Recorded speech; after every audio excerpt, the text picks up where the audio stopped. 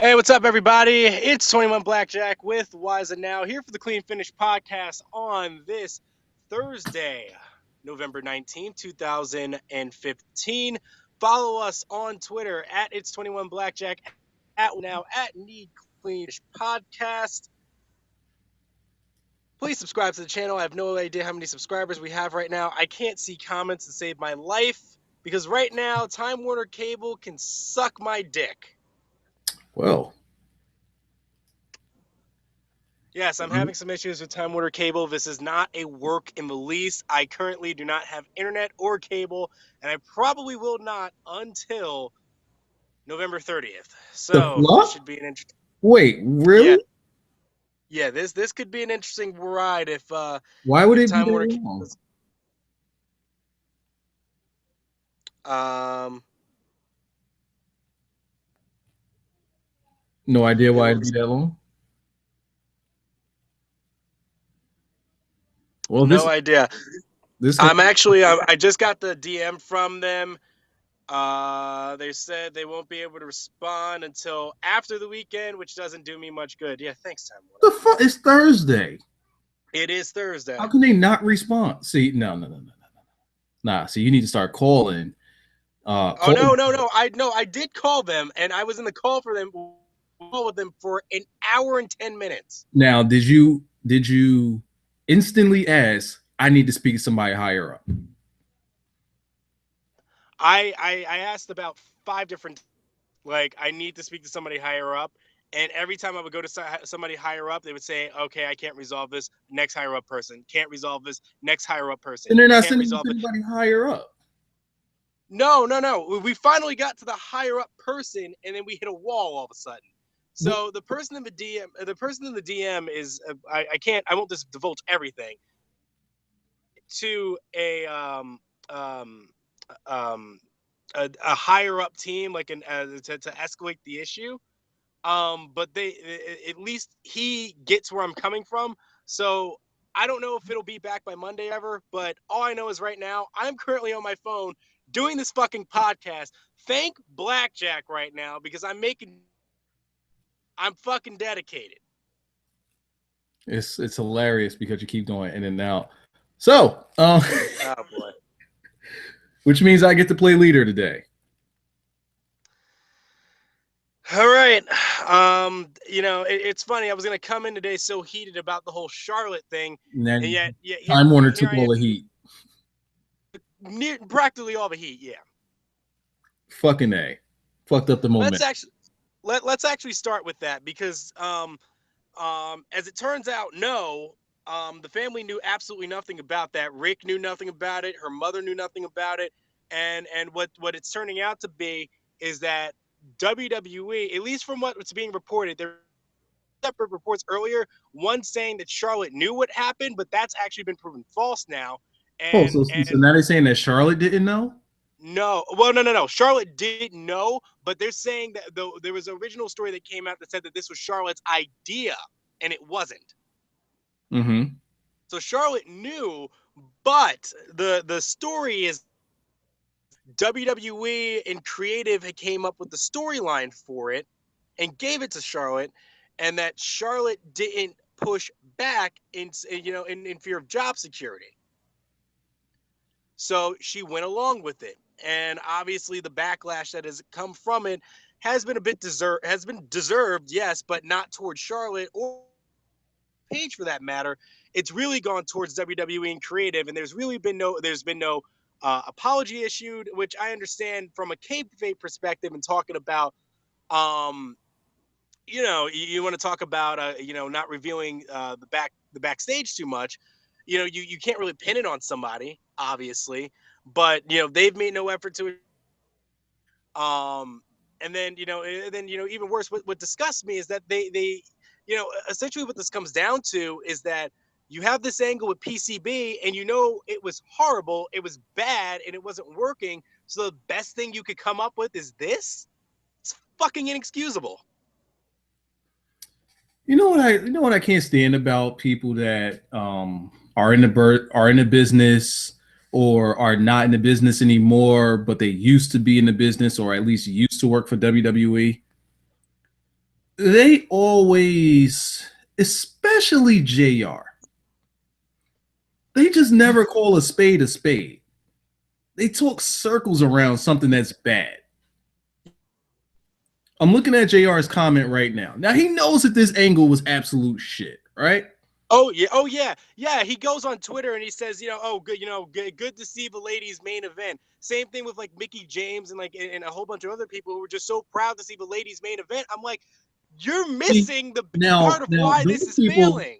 Those people said that it was a good segment or whatever. Oh, congrats, this was great and yada yada. Okay, all right. If you feel that way, cool. But don't give me the I'm gonna play both sides of the fence gimmick here. Congrats to both Miss Charlotte, WWE, and Real Page on closing Monday Night Raw, the go home segment, rarefied air for women. What the fuck does that even mean? Did you like the segment? Was it good? Did you think it was the right move? Anytime it's something that's absolute shit, they either just don't say anything or they talk circles around it. This is why I think that the business is never going to improve, because people that do have that effect where they can make an impact on WWE, because WWE will, WWE knows who these people are, like Jim Ross, Stone Cold. I would say Stone Cold sort of kind of tries to take his shots when he can. He dances around a little bit, but at least he lets them know that he's uncomfortable with certain things. For example, wrestling, and now, because they always say Vince is now it's not it's wrestling entertainment. Austin is very adamant about the whole wrestling thing. But lo and behold, lately they've been saying wrestling on the show a lot more lately, whereas before it was damn near a banned taboo word. And now we're seeing it a lot. So back to JR here, his thing is he just dances around it, and it's like, if something's bad, just call a spade a spade. You're not working for them. Okay, they're selling your barbecue sauce, that's great, but other than that, do you need to not to? The product is never going to improve if you don't tell them that is shit. Yeah. Because they're gonna see the people they're gonna see the internet wrestling community as the vocal minority that just complains about everything, and we don't really know what we're talking about. When essentially, the guys that did work for the business that aren't anymore probably feel the same way, but they have a different type of clout. Now, WWA is going to take their judgment more into consideration than they will the IWC. I'm air quoting here. They'll take their what they have to say more into consideration over us, but let me not say over us, but varied people with opinions that actually might be more beneficial. They'll take guys like JR's opinion, but he's not, by what he puts out in public, isn't what can realistically help them. How does congrats on closing the show on Monday Night Raw, the go home segment, rarefied air for women, how does that help them improve that women's division? What does that do to let them know that was bad? Yeah. I'm not even talking about just, it's Reed Flair. The Flairs didn't know that it was a work. I don't care about that part. God blessings to them. I don't care about that part. We are worried about whether an angle works and if it's going to sell the pay-per-view. Right. Did not, because it was a complete failure. That was a bomb. It was horrible. Right. And look, I get it from JR's perspective. What he's trying to say there is that, hey, in a day and age where we're finally starting to get the ball rolling on letting women have main event spots and letting them kind of have the shine here, still he needs to really hammer home the point that the segment itself was bad. It doesn't matter if they main evented or not. This segment could have gone on in the middle of Raw and we would have still had the same issues with it. I have yet to hear JR, Jericho, Austin, or any of those other guys that worked in WWE with a podcast or a show that can reach people. I have yet to hear them say this Divas Revolution has been complete shit. Now they don't have to say it in those words. Yeah. But come on, stop acting like this is good. It's not. Well, Lance, horrible at best. Mm-hmm. The funny thing is that Lance Storm actually had a really an interesting perspective on this. What he said was that the first take reaction was that people may be jumping the gun a little bit here. If the family had no issue, if the family knew about it and had no issue with it, I see no problem. But if they did, then yeah, there's a problem. So obviously, he actually went on Brian's show, the Wrestling Observer newsletter show, and talked about it with Brian Alvarez. Brian Alvarez, obviously, of the position of, it was disgusting. And what he said was, you know, you may only be saying that because the heel, made the nasty comment about it. But is it any more better? Is it any better or worse than the babyface capitalizing off the person's death as well? Which then kind of maybe puts a little bit of blame on. Well, truthfully, we're not blaming Paige here either, but it doesn't make Charlotte look as good either, using her brother's death. And I think one of the examples he used was, you look back at Rey Mysterio's run as champion and how they constantly said how he was fighting for Eddie, and which then ended up having Orton bring out the line, Eddie's somewhere in hell or something like that. I can't remember what exactly the line was. We just said that Rey Mysterio's in hell or something. Yeah, go. Yeah. Right. But I mean, he does have a bit of a point, and I do understand where he's coming from. Granted, I think it's more sickening that creative came up with, it's one thing if Charlotte goes and she says, hey, her little brother's been her inspiration, fine, and and I understand, Who of the casual WWE crowd knows who Reed Flair is? That's the other problem too, is that, at least with the Rey Mysterio thing, hey, there's been an established rivalry over the years with Eddie, and that people know that Eddie and Rey have been good friends for a long time over their career. So when you at least do that angle, there's a connection there. It's the same thing with the Paul Bearer thing. I think more CM Punk and Paul Heyman were doing was actually more of a tribute to, like, granted, I'm not defending them, capitalizing on the guy's death, but I would believe that that's actually more of a tribute to Moody than it is a them just kind of using it against him. And in the end, the Undertaker actually got payback by defeating CM Punk at WrestleMania. Mm-hmm. And if anything, it kind of helped further and give some more fuel to the fire of that feud, because CM Punk, he did make that feud as personal as he possibly could. So, I mean, using Bear there was fine. And he actually didn't cross the line, and they had at least notified the family well in advance that they were going to be taking that shot before they did it. Right. And at the same time, it wasn't a bad angle, and they didn't go too far with the Paul Bearer thing. Oh no, they didn't go far at all with that. I mean, what was the most that they did?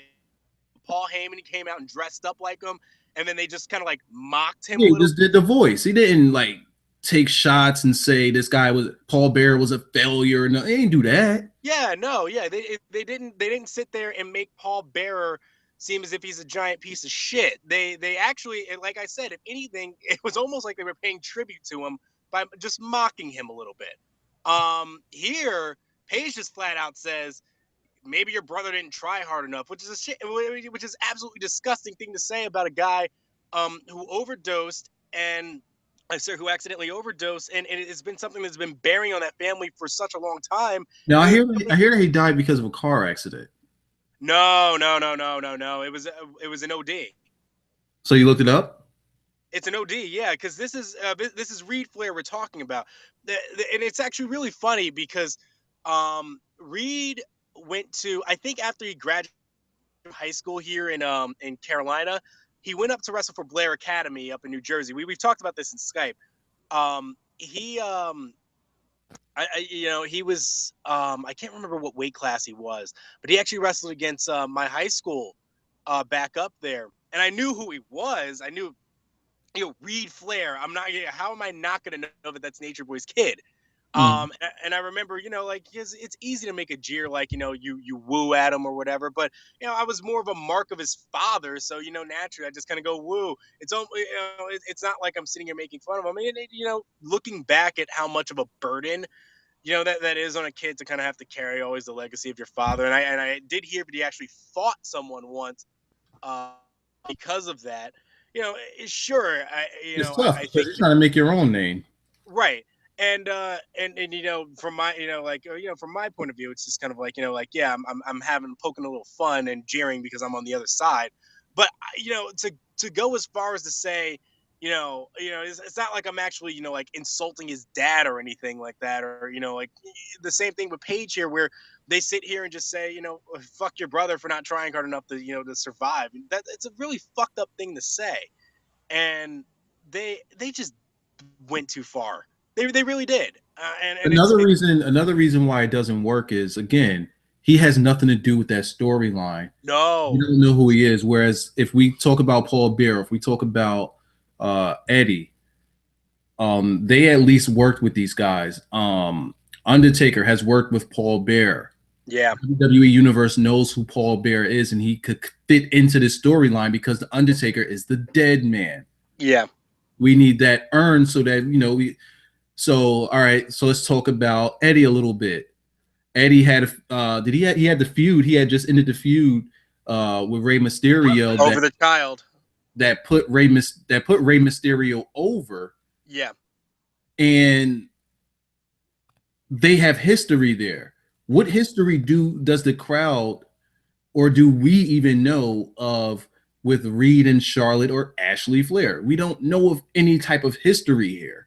So No, and even to bring it in to this storyline is where it just makes it awkward and weird.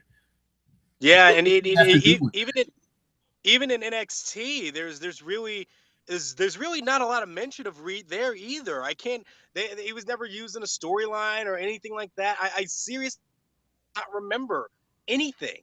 And there was very, very little talk about it on the main roster. I mean, sure, she'll say like her little brother, but like it's so minimal. I mean, what was so painful about sitting through that segment and why it got almost zero to like awkward reactions is just because of the fact that it has no relevancy, none. Like it became like it? It was last I'm minute supposed to too. buy. It was like this. There was nothing hinted toward it, and it's just so last minute. Yeah, it's so last minute, and then it's almost kind of like you're trying to sell me on a championship match based on this. I don't get it. I don't get what they're doing at all. It is a terrible, terrible angle. Terrible. It probably didn't work. Um. All right. Do we have more on Charlotte or no? That's about it for Charlotte. Now, what's this whole gimmick going on with the Kevin Owens blocking Clarissa explains it all, and what has that turned into? Have you been checking up on that? Oh well, now you're interested in it. So Well, I'm here's what interested in it happened. now because, like, apparently now it's making a big buzz, and she wrote like some 4-page letter to Taz. Like, what the fuck? How did Taz get into this? Well, she sent it to Sam Roberts as well. So she was talking to like some people who have major podcasts. For what? Was but Oh, I don't I'm sorry. I'm sorry. Go ahead. What is she talking? What is she talking about? Okay, so the reason why she specifically tagged those people is because she's been reached out before to do interviews because they see her on Twitter. She's a big name. She talks about wrestling in WWE. Yeah, why wouldn't you want to interview somebody like that? So that's why I think she actually got invited to a SummerSlam and wrote a blog about her whole experience and everything. Oh, you're a fan So of wrestling? Hey, take the. Hey, I'm a fan of wrestling too. WWE. Can I get a ticket? yes, yes, but you, yes, but you are not Melissa Joan Hart. Not Okay, asking for you were. much. So She's not coming to that event. Can I get her seat? so essentially the issue was that so Melissa Joan Hart comes off as like an actual wrestling fan. Like okay, she's a casual wrestling fan. She Mhm. doesn't understand words like kayfabe and smart, which is what she was going over in her letter. She doesn't understand that lingo. She just watches what she But why sees, did she and then feel the need to write a 10-page letter? Like, what sparked this? because she didn't want to do an interview.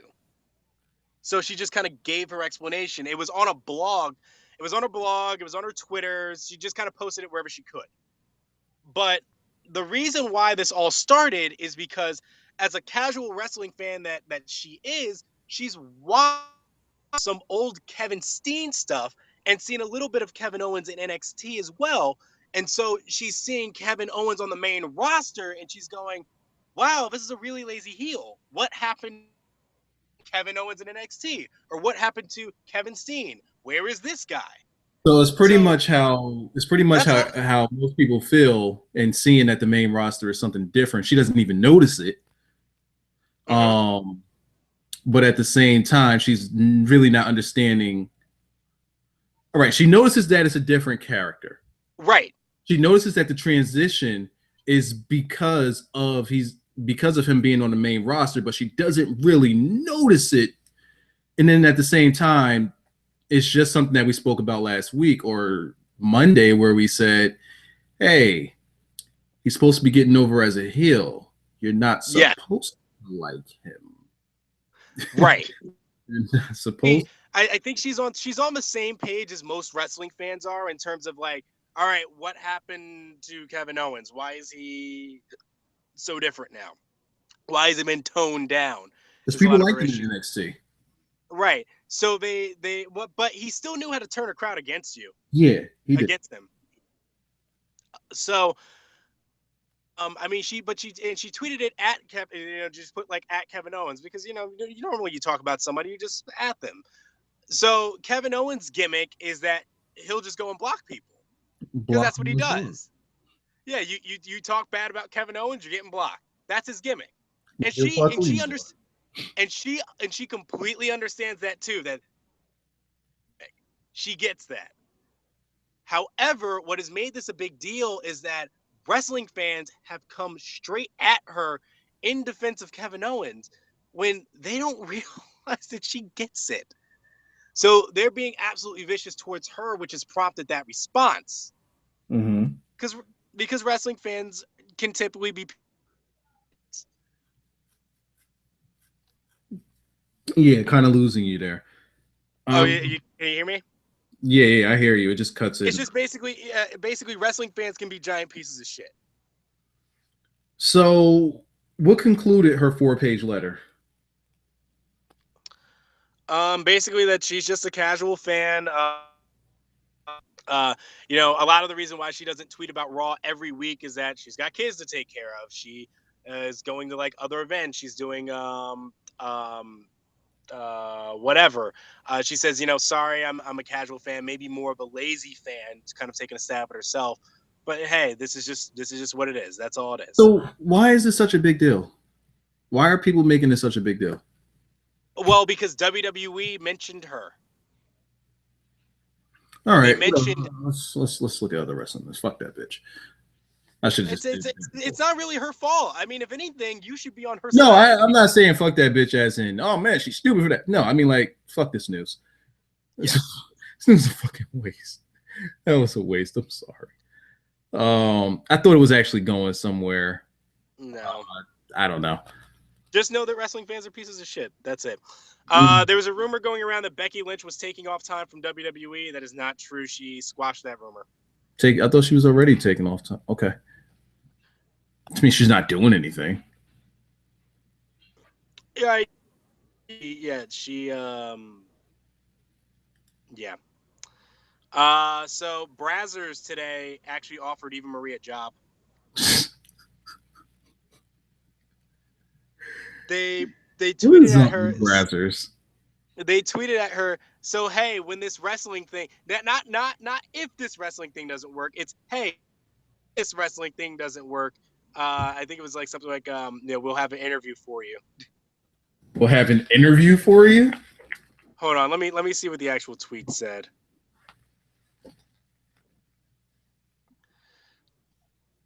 When this whole wrestling thing in your face is what they said, give us a call. Wait, when the whole wrestling thing what? Blows up in your face.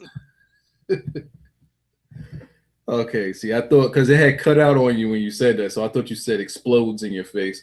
But all right, they maybe should have said that. But Eva Marie, man. Yeah. Speaking of Paige, who we talked about a little earlier here, she actually does have some real heat with Lana. For what? So like after the promo last night, Paige goes and tweets, tweet about me more. It's making me trend. And Lana went and tweeted after her and said, hold on, let me pull up the actual tweet here. She deleted it, but I think the original tweet said something like, let me see.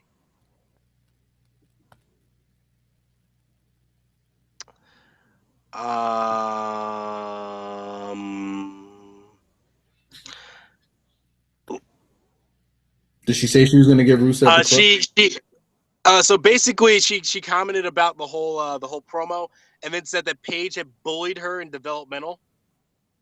Oh, come on. So she accused Paige of bullying her. And then What Paige, developmental? She doesn't wrestle. It's not right, developmental. went and claimed that Lana leaked news of her engagement to TMZ to angle for a storyline. So now they're both going. So they went back and forth at each other for a little bit. They both then kind of backed off of each other and just gave some really insincere comments at the end saying it's over. And then WWE made a story, and then it became a work apparently, but it's not. So according to Dave Meltzer, um, company officials who were already unhappy with Lana over how events played out surrounding her real life engagement to Oh, so Rusev now and they're unhappy with Lana? huh? Now they're unhappy with Lana? So it Yeah. was all Rusev. So they were already unhappy with Lana over how events played out surrounding her real life engagement to Rusev and how news of it affected her angle with him, Summer Rae and Dolph Ziggler. They were legitimately angry with the injured diva because of her tweets, likely because the subject of bullying in developmental is a sore one, considering the controversy that led to Bill DeMott's exit and the company's public service efforts like Be a Star. Such pussies. I know. The WWE.com story was a way to cover up potentially damaging tweets to them to make them seem like they were part of a planned storyline all along. Paige, for her part, hasn't said anything since Tuesday, which makes sense since she does have a high-profile pay-per-view match on Sunday. Lana has resumed generically tweeting about her comeback, including a new picture this morning. Generically tweeting. That's what she does. She just generically tweets. I wouldn't know. Like, that's funny. Jesus, man, these women can't. I need somebody that could generically tweet for me. Anybody want to be my intern? Oh, I need a generic tweeter. I woke up this morning, but he's gonna have to like take a picture of you every day. People like generic tweet. Yeah, and I don't even take pictures either. I need people like generic shit. I got your generic tweet for you. Here you go. You just go. You take a picture and be like, "I haven't had my coffee yet," but it's you just pointing up a middle finger at the camera. I really don't take pictures, man. I need to. It's like my Instagram is a waste. I put up food on there today to just say that I did something over the past month. Hey, man, there you go. There's a generic tweet. Just be like, "Yo, just had this banging lunch." No, it was good though. It was salmon with pistachio nuts roasted on top. Liza, you're already talking away your generic tweet. On top of spinach, which was also on top of some sweet potato pie. Mm-hmm. It was so good though. Yeah. Oh, stupid good. So with the WWE Championship coming up on Sunday, there was another poll sent out. So remember, there was an original poll that was sent out with the 8 the 8 quarterfinalists, and Cesaro ran away with that poll. I think with Dean Ambrose in second place. They ran a new poll on the WWE website, and Dean Ambrose is winning that poll at 40% for who they want to win the WWE World Heavyweight Championship. Apparently, they don't want Reigns to win. Huh? Apparently, they don't want Reigns to win, so they're going to use. Well, hold on. Roman Reigns came in second with 32%. I mean, who are the other choices? Kevin Owens came in with 25%. Del Rio with 1. 3% for Del Rio. Nobody wants Del Rio to win. Okay. He's not. He's not. He's not clicking right now. Mhm. Now, the rumors right now have been suggesting that Ambrose and Reigns are going into the finals. No. Yeah, and considering television, it would make sense to book that. The rumors have all been suggested that there's been support within WWE for Ambrose to win this Sunday. Something we called as soon as they announced the tournament. Yeah. So here's the thing. This tournament, with the exception of Kalisto, is completely lacking any surprise element. Yeah. Why? Just what? And as a matter of fact, I'm not even going to say Kalisto. I'm going to say overall, this entire tournament is lacking any type of surprise element, which lacks creativity. And I'm going to include Kalisto in that. Here's the reason. That win with Kalisto did what? Nothing. I mean, They haven't here's built anything from it. No no. storyline, nobody to run in, nobody mad at him, him getting to put nothing. Nothing. No, he's probably actually going to be in that meaningless Survivor Series match that they're going to do for Sunday. And you know the funny thing about it too is that hey, look, I understand from a booking standpoint, you just had Del Rio beat Cena, so you can't beat him right now. Um, Roman Reigns just won the number one contendership. You want no one strong, and Dean Ambrose is kind of your wild card there, and you want to do this whole Shield thing, but then you know, I mean, at least have some mix up in the first couple of rounds. There was only one, and that was Kalisto. There's no And stories that came from this. This is there's no the same stories at exact all that thing. came from it. It was just they literally just had a tournament so that they can fill up matches on Raw. This is the same exact thing. And in case you guys missed it, we did a clean finish podcast short where we talked about how we could turn Roman Reigns heel and how this tournament lines up with the tournament of a past Survivor Series tournament for the title, and how that tournament had storylines built from almost each match, whereas this one just flat out doesn't. It's like, Yeah. oh, we just need bodies. Mm-hmm. You have a chance to make storylines. People can't get invested in in this company, man, because you have a tournament. This is the easiest way to build up fucking storylines. Another way to build up storylines is the Royal Rumble. They don't use any of these opportunities to create new storylines, which create stars, which is the reason why they're lacking in star power. They don't try to create any. It's like they say, go out there and make a star out of yourself. We're not going to push you, but if the crowd gets behind you, we may or may not push you, aka Cesaro. Yeah. Such a shame. They can't possibly be this incompetent to know that this is how it works. You have to put something No, they behind these guys. apparently they can. And I mean, you know, that's one of the things is that um I mean, go back to that era, and one of the things that made that tournament interesting is that you had 4 to 6 guys there, maybe even 8 guys who you look at and you're like, there's a real possibility that they can win. And what helps is the booking there. So if you don't book guys to you know, to look strong all throughout the year, if you didn't constantly beat Ambrose back and forth and do this 50-50 booking with so many guys other than Roman Reigns, John Cena, you wouldn't have this issue. And then the other guys that you book strong are part-timers. So you have Brock Lesnar and Undertaker, but they're not there every day. What's that going to do for their future? Exactly. So if I mean, here's what WWE has to do.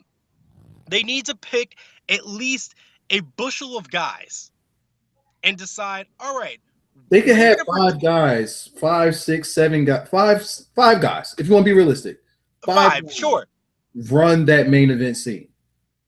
It should Those will be be your biggest stars. you right now, Roman Reigns, Seth Rollins, Dean Ambrose, easily those three. You already John Cena and Brock Lesnar, all of them, they're already established. Roman Reigns, Seth Rollins, Dean Ambrose. Let's add in Kevin Owens, and Cesaro then could have been there. Cesaro should be Cesaro there as should have well. been there a long time ago. Yes, and it's very simple. Don't if you don't have them lose unless you have to have them lose. It's protection, the same way they protected guys in the past. Yes, and then what you do with everybody else that's in the mid is you start to figure out, okay, who's getting over, who should we maybe try to push a little bit here. You can play that 50-50 game with a few other guys, fine, but there should be some guys there that should not be losing. Cesaro should not be losing, not with the way that he works. He should not be losing matches. You know, even with like Seth Rollins, they booked it wrong because the guy Even that outside loses. of the way Cesaro works, just his flat out crowd reaction. Yes. That's all you need. That's what they say is important. We listen to the fans. Okay. No, you don't. Okay. Okay. Okay. So what's the crowd saying right now? Does the crowd say that Cesaro's boring? We listen to the fans. Okay. I feel you. I feel you. You listen to the fans, but where's your stars at though? Where they at? That's what we need to know. Where's the stars at? Who are we supposed to get behind? Who's the merch mover? It's okay to have Roman Reigns there, but who else is going to be there when you need a credible challenger? You can't just next man up, next man up, next man up. No, these guys need to be established. And in order to make that top guy feel more important, he needs to beat people that are more important. He's just going to sit there and beat a guy like Dean Ambrose and beat a guy like Cesaro. It doesn't matter because they always fucking lose. So why does it matter? Cesaro should have been beating guys like, he should have never lost the Big Show. Should have never lost and never taken an L in the past to the Miz. He should never be losing to Dolph Ziggler. He shouldn't be Like, losing to oh, guys like that. we got a match for him coming up against the champ. Let's get him on a hot streak for a month. Yeah. Oh, you lose? Now you lost to the champion. Now you can't win ever again. Look at Big Show. Yeah. Look at Big Show. We got to prop you up for the Brock Lesnar house show match. So you're gonna give you 3 wins, and then after that, you on your own, big boy. Yeah. It's just, dude. I mean, right now, the way that things are going, listen, you have Cesaro going up against Stardust. This is what it looks like they're going to do next. Cesaro should not be losing any matches this month, and he should beat Stardust clean. Because they're not going anywhere with Stardust, and the reactions versus, I mean, they need to push Cesaro now. As a matter of fact, you should beat all 3 of them. The whole Cosmic Wasteland by itself. Might as well. By Might itself. as well. So that at least go ahead. At least then it makes Cesaro look even stronger because he's beating all 3 of them, and then just and they're nobodies. He should do that. He should.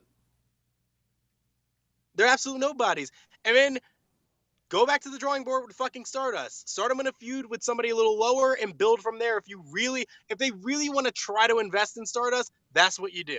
Just have them lose outright, and then just build afterwards. Fucking figure it out. And you don't put Stardust with somebody like a Roman Reigns or anything like that. If that's what you want to do, Start them out small. Building up a strong mid card too. Yeah, start them up small. If you have to put them in a match with somebody like Roman Reigns and have them lose, fine. At least it's Roman Reigns. Here's what I want you to think. All right. I don't want to say Attitude Era because that's always the way to go back to. So let's think about Ruthless Aggression Era, right? Think which era? The era right after Attitude Era, the Ruthless Aggression Era. Okay. Who was usually the Intercontinental Champion? Benoit. Did they have that guy losing matches when he was champion? I can't remember. Did they even have that guy losing matches? They didn't have him losing matches at all because he came down from the World Championship. That's correct. They didn't have him losing matches. He was credible. They had Benoit, Jericho. Credible guy. Keep going. I'm not sure if was I think Edge may have still been in that range around then. I think his time came after Eddie's death. Okay. Yeah, his time definitely. Because they desperately needed a star and they turned to Edge. I think Orton as well touched the IC. And the thing is, these are all credible guys. These are credible guys that they kept credible. You want to know who they were beating? They were beating all of the high and tie. What was the name? The high and ties or the fucking Fujinakis and the fucking Too Cools. That's who was getting beat. Yeah. You had jobbers. These jobbers had some names, but they were jobbers. Yeah. So whenever you had a pay-per-view, you got big name against big name, it matters now. Not just because they beat jobbers, but because they've already established their names. Guys can't establish their names if they're 50-50 booked. It just can't happen. It can't happen. Oh. Because everybody just looks like an amalgamous of the same thing. Oh, Cesaro's getting wins right now? Well, I don't think that's going to matter. We know he's going to lose next week. That's pretty much what it becomes. We can't get behind him. How do we get behind him? So with that, it's okay. Roman Reigns wins, right? Roman Reigns wins the title. Let's, just hypothetically speaking, Roman Reigns wins the title. How can the WWE ever get behind this guy, or how can they ever make him the face of the company, or expect him to start selling merch, or they want to put the machine behind him when he doesn't have anybody big to take down? Let's look at Cena. Cena coming up had guys to take on. He beat JBL while he was U.S. champion, and JBL was he made himself into JBL beat everybody. Yeah, he beat Eddie. He beat Taker. You name them, he beat them. Yeah, and that he went from damn, what was the name of the tag team? Him and Farouk. He went from APA to the repackage to WWE fucking champion. They went from APA to Mr. Wall Street in a week. And what did they do? They put the machine behind him. They had him win. They made him credible. He was a heel. People hated him. And as a matter of fact, Mr. Big Name Shawn Michaels, Mr. WrestleMania. Yeah, you work for me now. Heat. Absolute fucking heat. He had Shawn Michaels as his fucking slave. Shawn Michaels. Not Gregory Helms. Not Gregory Helms, no. Shawn Michaels was his slave. There's a story there. They established this guy with other bigger names that were already established. And who ends up taking him down? John Cena. Okay, so now John Cena needs some names to beat. Who does he beat? He beats Shawn Michaels. He beats JBL. Batista, you're going down too. Randy Orton, bye-bye. Kurt Angle, you can take this L. Everybody caught the L. And it's everybody with a name. That's how you know who John Cena is, and he can move that merch because he has the resume. When Roman Reigns gets to the top, you gotta tell me who's his resume. Who'd he beat? Brock? Nah, he ain't beat Brock. He ain't do that. Who'd he beat though? Nope. Oh, you're gonna say he beat the Big Show. You're gonna say that he beat the Big Show. You're gonna say like later on in life, you're gonna say, all right, he beat Dean. You're gonna say he beat Seth. You're gonna say he beat fucking Cesaro. He did beat Seth. No. Well, I'm going with somewhere. I'm going with something on this. You're gonna say that he beat all of these guys who the WWE has now. But the question is, who did they beat? Who are they that he beat? Who are they? Right, Seth. Who have no legacy. Seth, who we said is one of the weakest champions we've seen of all time. Where's the credibility in these wins? Tell me when he beat Cena. Tell me about that part. And as a matter of fact, that's not mattering too much if he's going to lose to a fucking kick to the face to Del Rio. So now, now Cena's taking losses. Keep him strong. Keep the guy strong till till Reigns beats him. Keep Cena strong. Fuck it. I'm okay with that. Yeah, that decision to me still made no sense. I mean, think about it. Kevin Owens was who actually beat Cena first, and it was a big deal. And then they just took the air out of his sails. And you're trying to figure out why. We're gonna go on too long about this. Let's talk a little bit about NXT real quick. All right, we're gonna do predictions, hopefully in a separate show and have that up on the weekend. I don't want to do predictions tonight because we'll go long. So, yeah, let's do this. All right. So first things first, Austin Aries is wrestling for NXT. Hold up. So he signed? No, they're recording right now, and he's there, and he's wrestling. So they actually put him in a match. That's what the news is saying. At least that's what people are saying, is that he's there and he's actually wrestling. The news was also reported that Gunner and I think Angelina Love are also there. Boo. I mean, it's just what they are. So, Dixie Carter is slowly taking over NXT. This needs to stop. Can't be saying stuff like that. By the way, they have Dixie Carter does have a new TV deal, and it's for Pop TV. The fuck? I don't even know what that is. At least Destination America was like, I have a vague idea of what that is. Pop TV? No clue. Never even heard of it. Well, you got Ring of Honor going to Comet TV. I don't know what that is either. Like, this shit is just really getting out of hand. Destination America was just like, this wrestling shit is stupid. Like, yeah, this ain't for us right here. Oh, man. You rather show Sasquatch. Mm-hmm. Austin Aries, though. A-double. Good old A-double. Who do you think they got him in a match with? It's a good question. I have no idea. Maybe they put him with he's not there anymore. Oh, sad day. Because they did James Storm. And they did him with Jobber. Who gives a shit? It was probably some random jobber for the first match. It was Jobber. Yeah, I'm wondering. Yeah, random jobber. How do you feel about them bringing up guys from TNA and bringing them in there? I mean, hey, you let them get over and see what happens. I really don't have an issue with it. I'm actually quite fine with it.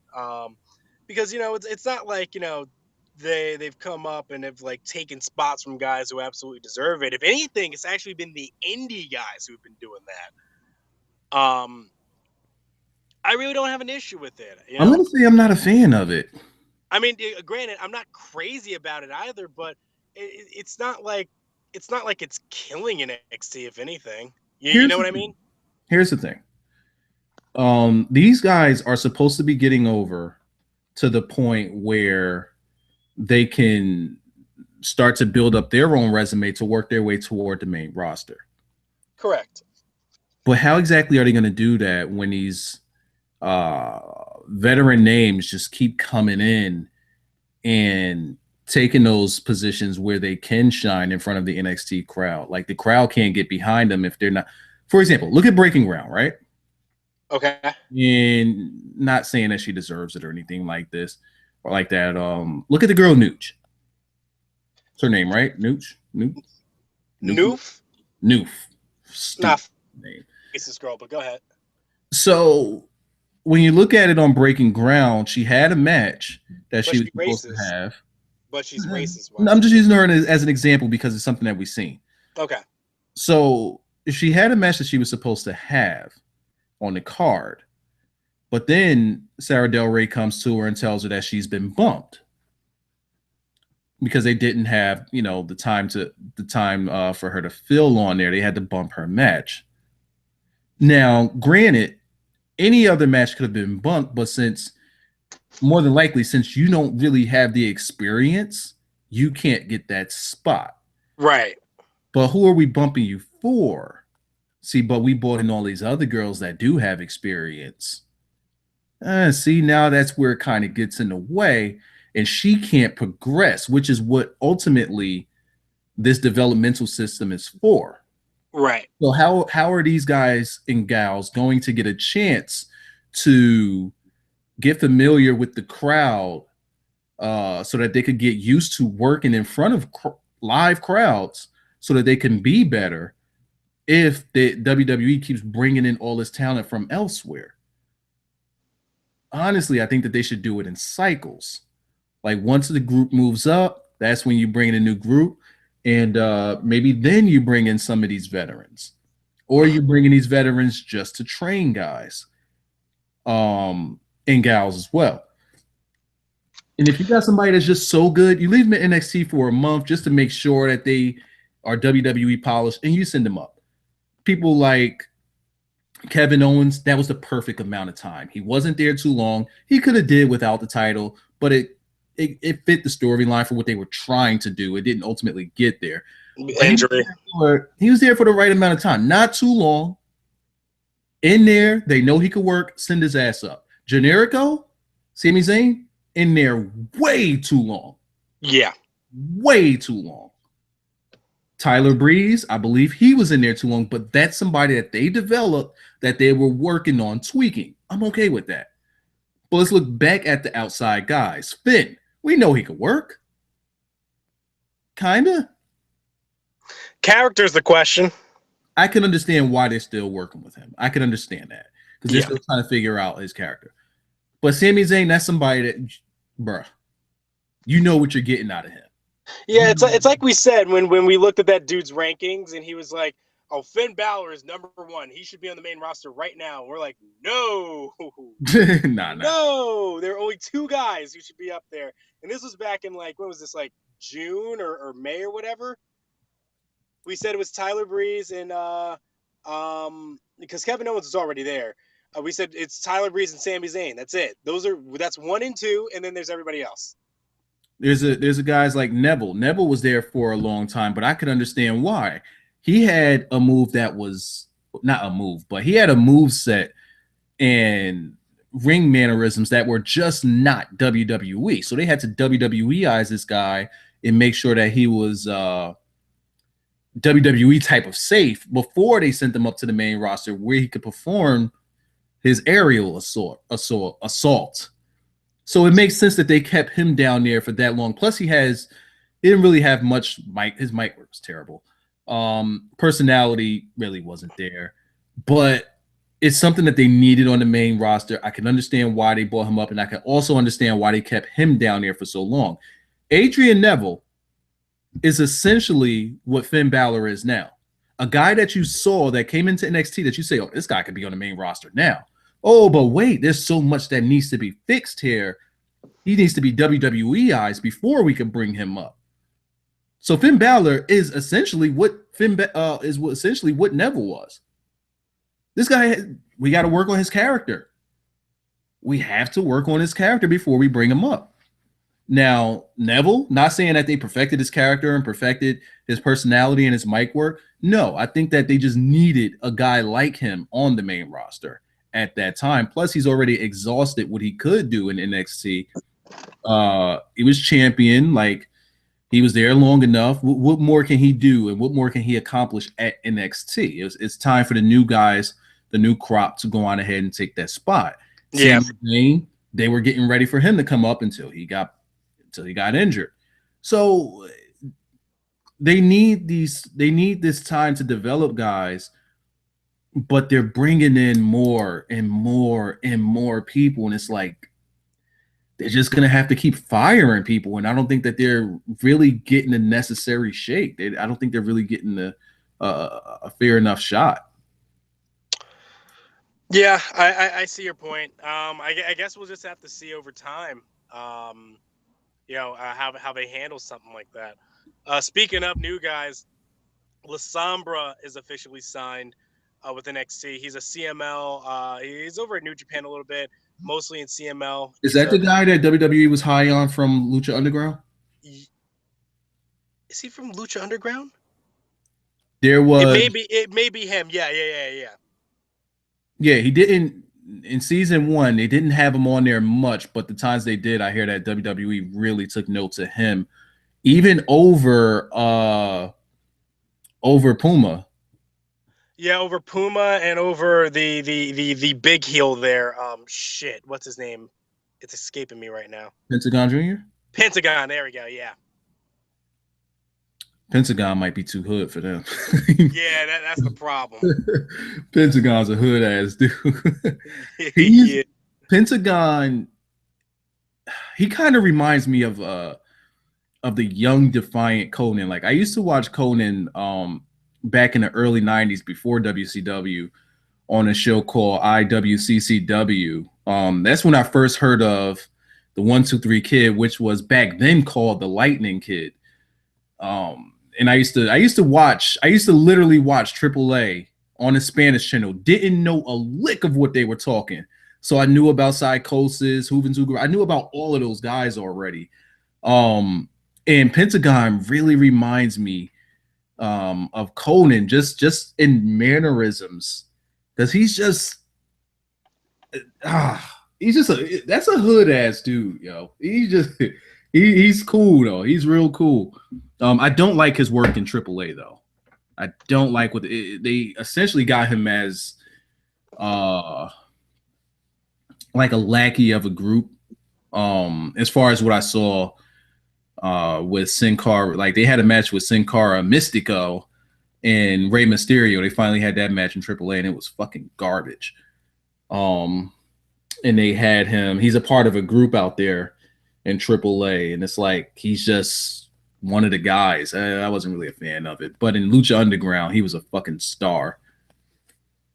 But no. WWE had eyes on someone else, as usual. Always going against the grain. But who knows? Maybe he'll be good. Yeah. Well, I mean, let's see what happens. Shall we just jump into NXT? I feel like we can go on with rumor. I mean, there's a lot of news to cover, but I think we covered like the big stuff, honestly, and a lot of it we can kind of we don't over, have to yeah. Let's go ahead and do this. TNA can suck a dick. Let's start with NXT. So NXT happened. We had a started off with the tag team match.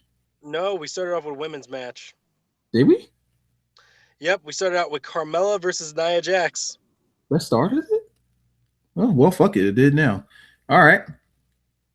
So Carmella versus Nia Jax happened. Carmella, it's strange because she's not like ridiculously over as a face, but isn't it crazy to think that Carmella was a major, like, everybody thought that she was going to turn heel, except for me, because I was like, no, that's stupid. The crowd just wasn't behind her at all.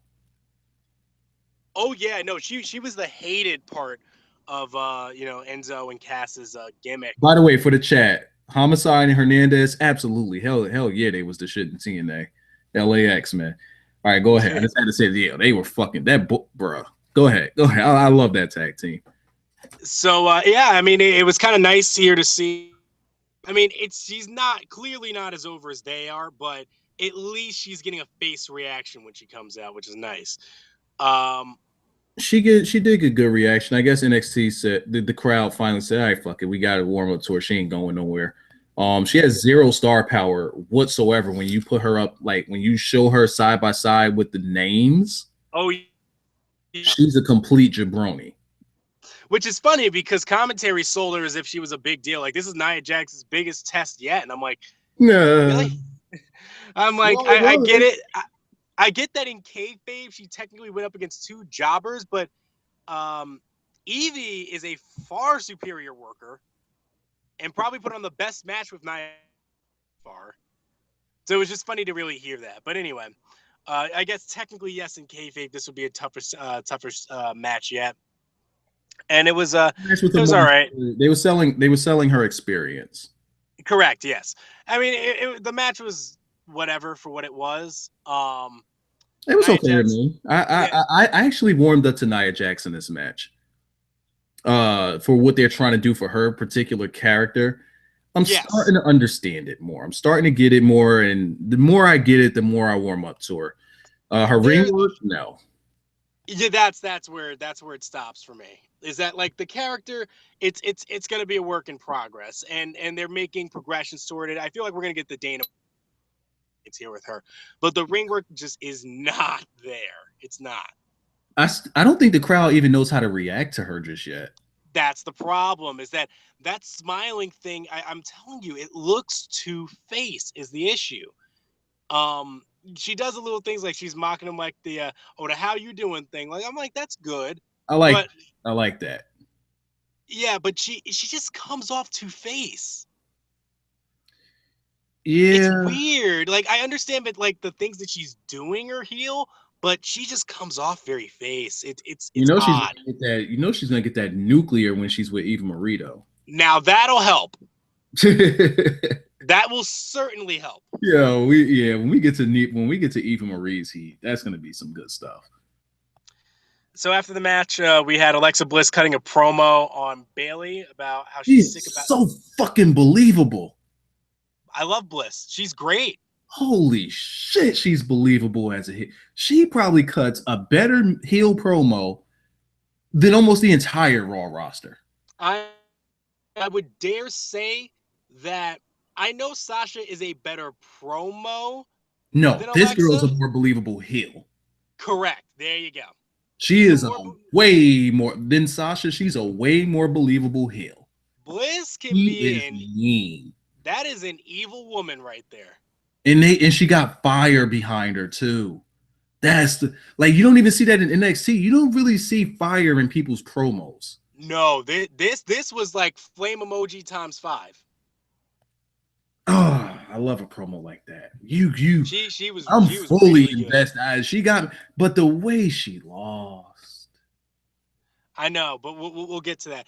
There was only one thing in this promo like, and it was the only thing that sounded unnatural, is when she had to censor herself and not say pissed off and said blissed off.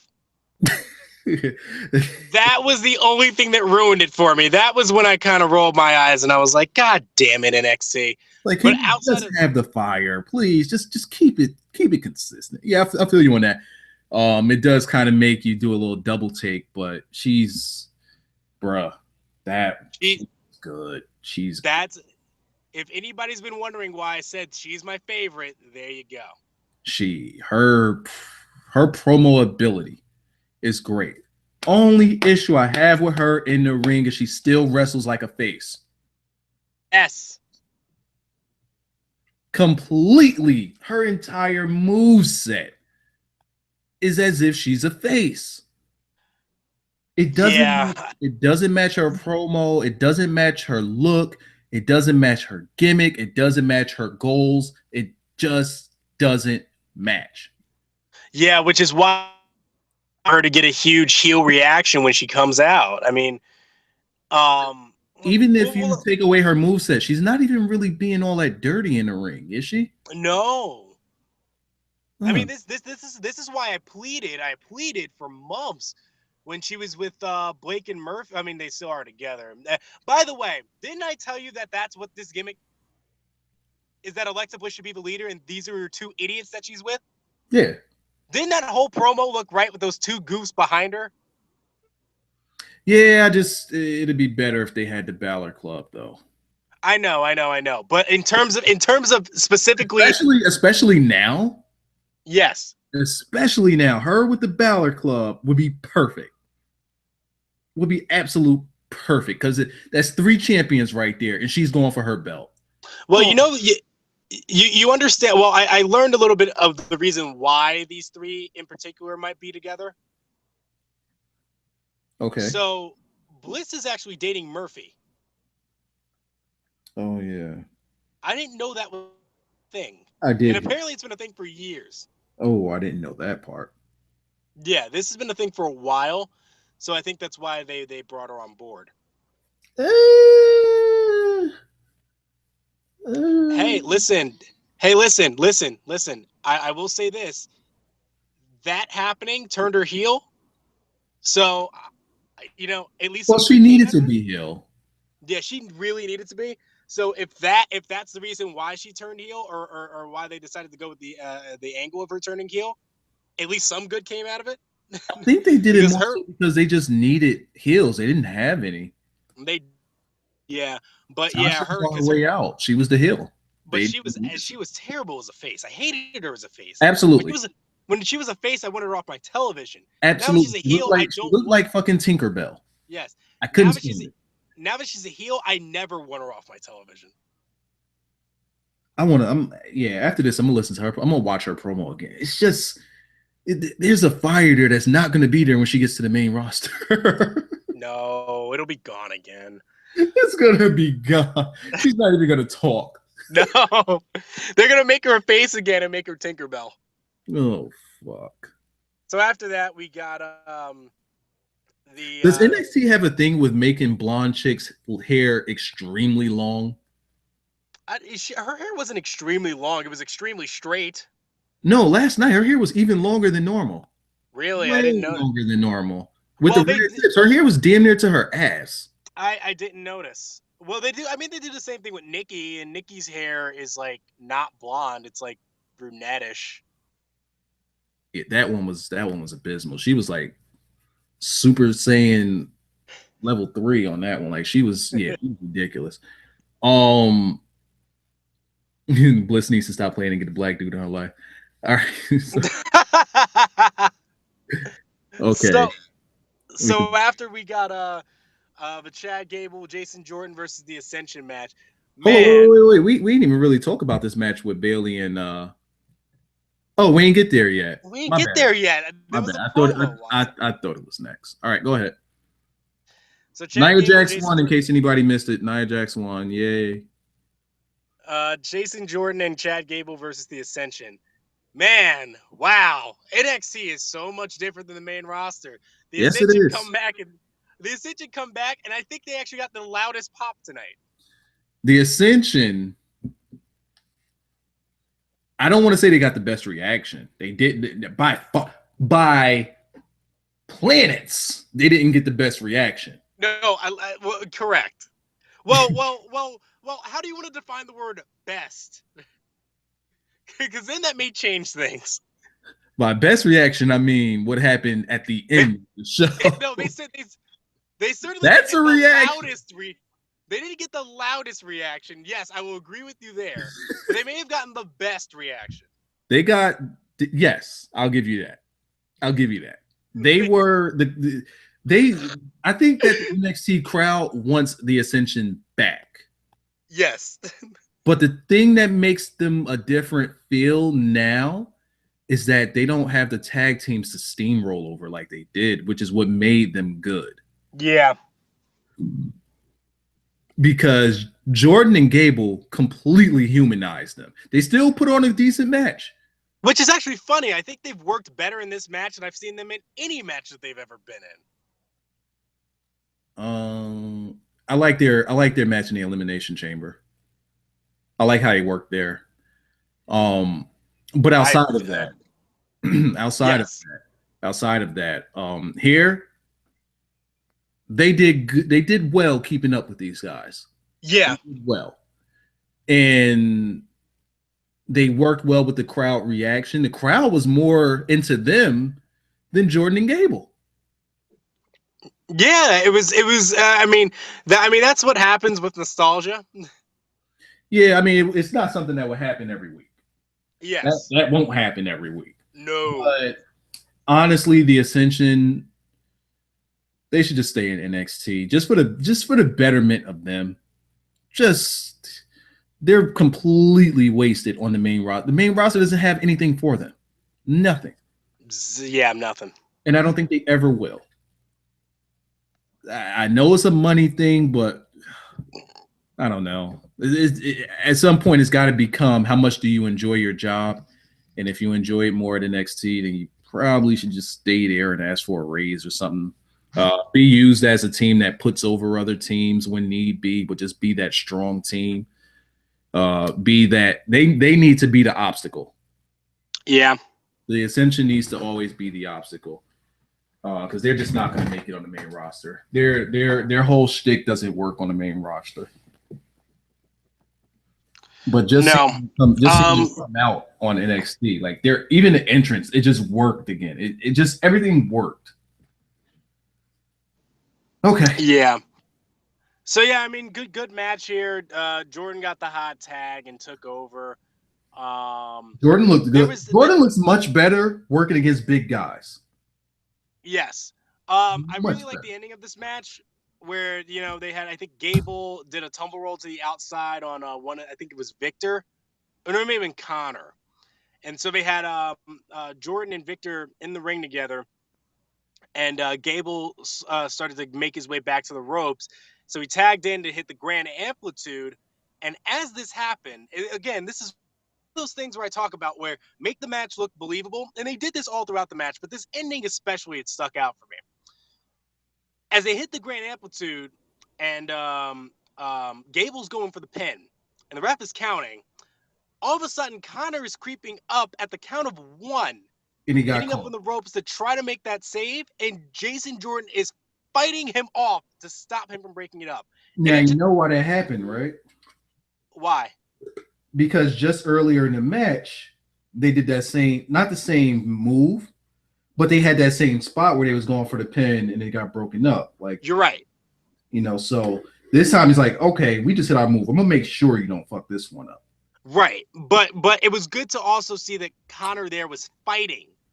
Yeah, it legit. It didn't look like a half-assed last attempt. no, he was trying to get in. He was trying to get in at one. Yes, this guy was legitimately trying to get through those ropes and try to break up this pin. It just looks believable. It makes me believe the match more. I actually applauded at the end because it was great. I enjoyed the match. I did. like the ascension on NXT. I just do. So afterwards, Emma comes out and has a no Dana Brooke. Oh my God, Emma. And has this match with Mary Kate. Oh my God. Yo, right now, I'm looking forward to Emma and Asuka, and I want that to main event the next pay-per-view. Liza, if we gave Alexa Bliss Emma's, if we gave Emma Alexa Bliss's promo ability, Emma would be the top heel right now. Emma's heel work, her heel move set.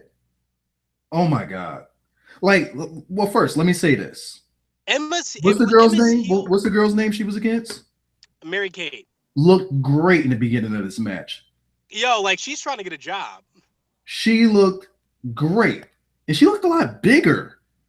Is it just me or she looked bigger in this match? Who, Mary Kate? Yeah, not like fat, but like just like a fucking. What, bigger than what? Bigger than Emma? Yeah, I mean. No, like bigger than she usually looks. Like she just looks. Usually looks. What does she usually look like? All right. Has she wrestled before in NXT? Oh, this isn't the same. See, all these whores look alike. Who are the other two? Damn. Okay. See, now I'm going by names. What are the other two? What are the other two Aussie girls' names? That's Billie Kay and Peyton Royce. Mary Kate is just some chick that they found. Names all sound the same. These generic ass names. I was thinking about the K girl. Billie Kay, no, is taller than her, first off. And no, not as big as Mary Kate. See, these girls look big. So I was thinking, I was thinking about one of the Aussie chicks because I heard the name K. So I'm like, oh, it's the same bitch. It's Mary Kate. And Mary Give these girls some goddamn names that stick out, not this generic bullshit. Now they all blending in together. And Mary Kate wears a bodysuit. So there's already a big difference. Look, give them some different names. Give them some different names. Give them some different personalities. Make them mean something, and I'll know who the hell's in the ring. But nonetheless. But this should bolster your point. Like I said, she was wrestling as if she wanted a job there at NXT. Nonetheless, she did a damn good job in the beginning of this match. Yes. And when it was her time to sell, she got worked. Yeah, she did. She got worked. And I loved how Emma even works the ref too. Just I love evil Emma. I love evil. I can't believe I like her more. I don't know. Do I? Do I like her more now as a heel, like her heel work now in comparison to her face work before when she was in NXT? Because she really defined that Emma character when she was facing NXT. Liza, I think you know my feelings on Emma as a face. I actually hated her gimmick. Did I you? thought it was I thought it was stupid. I was like, I don't, so she's an awkward dancer. Yeah, Okay. and she actually incorporated her move set to match it. Correct. Yes, like she would do the Emma lock and would do the like arm thing and whatever, and then And put you in she would it. have awkward moves. The way she moved around the ring would be awkward. Like she was just Correct. an awkward chick. Correct. But I never. I always liked Emma the wrestler. I just never cared for the gimmick. I thought the gimmick was dumb. That was the problem. It wasn't I like her. It her was. ability. I like her ability to work with whatever they gave her It was. Because I remember there were two gimmicks in specific. Until she got to Santino. Yeah, there Can't were work. two gimmicks in. There were two gimmicks in particular at that time that I was like, this is never going to work in the main roster. Emma's dancing gimmick and Tyler Breeze's model gimmick. And Tyler Breeze is on the main roster now as a model, so don't be surprised month he's back there in NXT. They're not going to do trying to revamp. They just needed somebody. No, they didn't. Yeah, blame Rusev. Fuck it. So, I want to see Emma and Asuka. That's all I got for. I just want to see that match. Yeah, same. I'm ready for this. This is going to be a fantastic. This ain't gonna be no squash match. Asuka's not gonna be wrestling the broom. No. They are purposely shining Emma so that this could be a hell of a match. Oh God, that she will lose, but this is going to be. Oh boy, what's gonna be the main event of that next takeover? Joey Samoa and Finn Balor. Nah, I'd rather see Emma and Asuka. Same. I actually have. We'll talk about that later. Baron Corbin then cuts a promo backstage about Apollo Crews. Well, it was a pre-recorded segment. It was like a WWE.com exclusive or something like that. And he challenged Apollo Crews to take over London. I thought it was a good little promo here. Well, it wasn't anything too crazy, just good enough. Then afterwards, I think we had what I think is my favorite match of the night, and I know that Gargano and Ciampa versus what was it, Jordan and Gable happened. For some reason, I think I actually like this match more. Dash and Dawson versus Corey Hollis and John Skyler. Okay. This match more. This match. This fucking with these guys. Out of control. And the thing that I love about it is that most people don't get it. Like, they don't understand what happened. They're just like, this match was like, went on too long. It was boring. I'm like, no, you don't get it. This match was fucking brilliant. Now, are you talking about that ending? No, the whole match itself was brilliant. It was based because that's what their gimmick is. They're mechanics. So they're going, and here's this jobber tag team. They don't have flashy moves, and they're not gonna sit here and like hit a big move. That's not what their moveset does. So they're here and they're trying to break this guy's leg so they can set up for their submission and make him tap out. And they're doing it all throughout the match, and they're taking the absolute sales of the crowd. They're not allowing hot tag to happen, and then somehow, just some fucking how, after about 7 minutes of working this guy,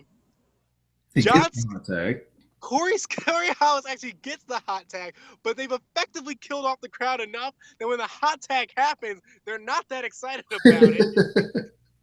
and then even better, the fucker comes in for the hot tag, hit with a shatter machine, and they fucking got him up out of there.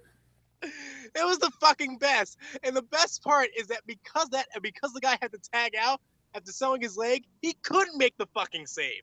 It was perfect. They GG'd him. Yes. From the start. That's how you work a jobber team. Fuck that was fucking they pretty much just said, fuck your hot tag. I don't give a shit. Who the fuck are you? Eat my knees real quick and take this pin. I just like him as a team, man. They are great as a team, man. I don't. I wonder when they're going to get that match with Jordan and Gable. I hope it's like way down the line. I imagine it's gonna be after London. But I'm afraid that a lot of fans won't understand their way of work unless But they're reacting the way that they should. unless NXT actually starts making more teams like it, like letting heel teams work like this, where they try to get the crowd out of it. I think that's something that just needs to happen.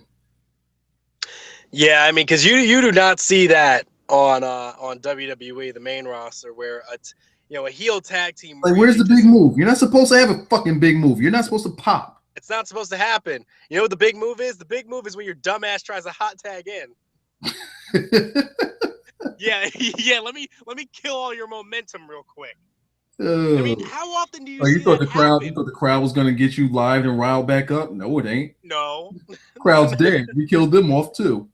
Yes, that's what I loved about it is that on the main roster, I don't see a crowd just die and then a hot tag happen, and the heels are like, "Wait a minute, we just dominated for the past 5 minutes. Fuck you."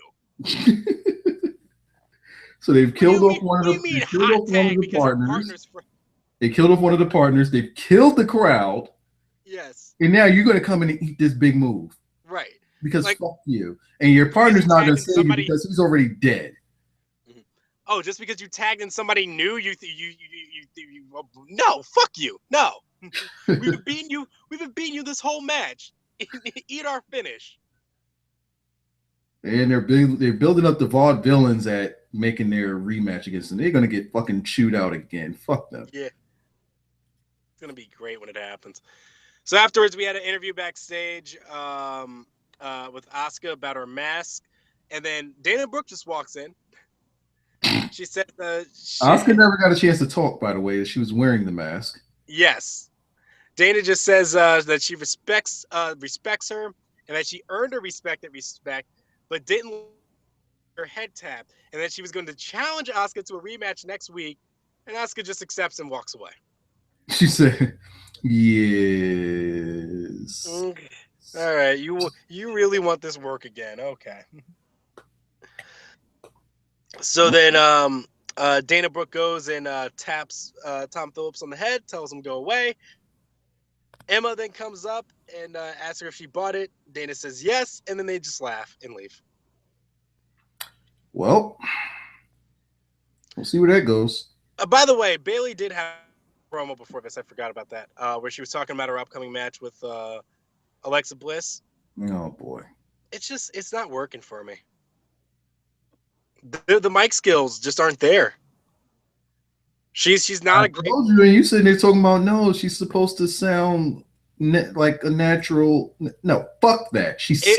It worked when she wasn't champion. Now that she's champion, it's You need a confident champion.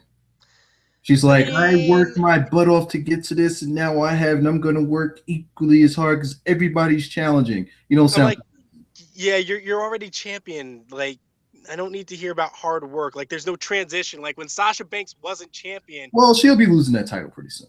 right? Fuck you. When Sasha Banks wasn't, well, unless it's to Asuka, then fine. But No. when Sasha Banks wasn't champion, they had the whole like Sasha's ratchet thing, and she would just go and like take whoever she could, and yeah, she did the whole like where she was constantly the challenger, just coming up short. But then when she became the champion, yeah, she had the boss gimmick back then, but now she's like, no, I can stand on my own. I fucking got this. You answer to me now. Now it became different. It became someone who it left from somebody being insecure and needing help around her all the time So let to me ask you this: with her as a face champion, who always kept coming up short and was always being overlooked, and now she's in the shadow of the Four Horsewomen. How would you book her run as a champion? well, I mean, again, just look at what they did with Sasha Banks. They turned her from insecure person who constantly went to go get help all the time to help her out to all of a sudden I have the championship. Wait, I'm the fucking champion. But Let no, me Sasha was developing that attitude while she was chasing. Correct, but it took a while for it to get there. Now, It didn't see fruition until she actually got the championship. no, we knew what her character had become before she got the title. When she It took Becky turning on her. Well, not turning on her, but it took her turning Becky on turning. Becky. Well, they just split. Yeah, they split is what we should say. Yeah. And that's when she did it. She won that four. That's when she was like, "Oh shit, I'm out of allies." She won that fatal 4-way. Yeah. So the issue here is when it comes to Bayley, is what you see is what you get, and I don't see any change coming. She needs to be. It hasn't been developed at all. She needs to. The development is in how she got up to the title. She fought. She essentially had to fight her way through going through Becky, going through Charlotte, and then going through Sasha. And even when Sasha came back, you saw a little bit of confidence there where she's like, "Well, yeah, I'm the champion. I'll beat you again." Where is that at? Where she's confident enough now where she can go out and just say, "Well, yeah, I'm she's the just champion." So cheesy. Her issue is that she's cheesy. Correct. That's not going to. I don't know because NXT is going to accept her as she is, but it's I don't see it working for too long.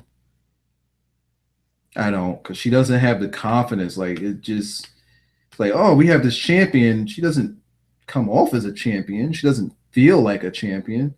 So why are we behind her? Right. It's a tough one. Yeah. So afterwards, we got a promo from Samoa Joe. He was banned by Regal from the building for his and Finn Balor safety. Joe's going to kill this man. And then lose? He's going to kill. I don't think he's losing. I think he's going to kill Finn and take that title off of him. So how does Balor get it? I mean, not Balor. How does Corbin get it? I don't know. I really don't know.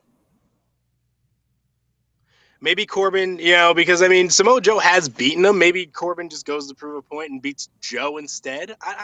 Balor's beating this guy. He's gonna keep the credibility going. He's gonna keep the credible names going because it's like, how many title defenses has he had? True. I guess the only reason why I'm saying it maybe. No, seriously, how many has he had? Balor, how many defenses? Yeah. Owens. Yeah.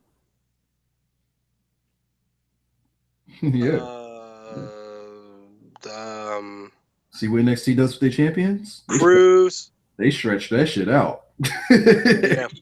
They stretched that motherfucker out. Right. I completely forgot about the tournament that was just stuck in the middle there. That's why I was like, who died? There has to have been another guy. But yeah, it's just been Owens, and Cruz. So I mean, yeah, I guess he only defended it against them once. Huh? Only defended it against Owens once. Technically, yeah, you're right. Yeah, because he beat Owens for it, and then the ladder match. Yeah. All right. So all right. Well, we'll get to predictions when we get there. Well, we're not predicting anything. I know, but Joe was a good promo nonetheless. So it was 3 women's matches on this show. Yeah, WWE main roster. What the fuck is your problem? At least in these 3 storylines, there's a coherent thing going on. And NXT is going to continue to do what they do. Yeah. Main roster has the better talent right now, the talent pool. And can't fucking figure it out. It still can't get it right. NXT is doing this with essentially developmental chicks. Yeah. So Alexa and Bayley have a match. I thought it was an okay match overall.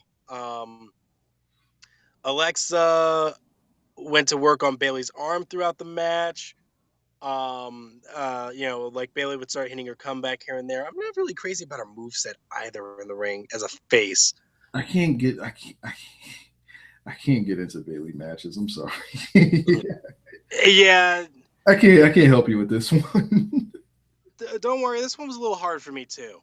And then It's at like one point, it felt like Two Faces wrestling. a little bit, yeah. I need Alexa Bliss to be dirtier.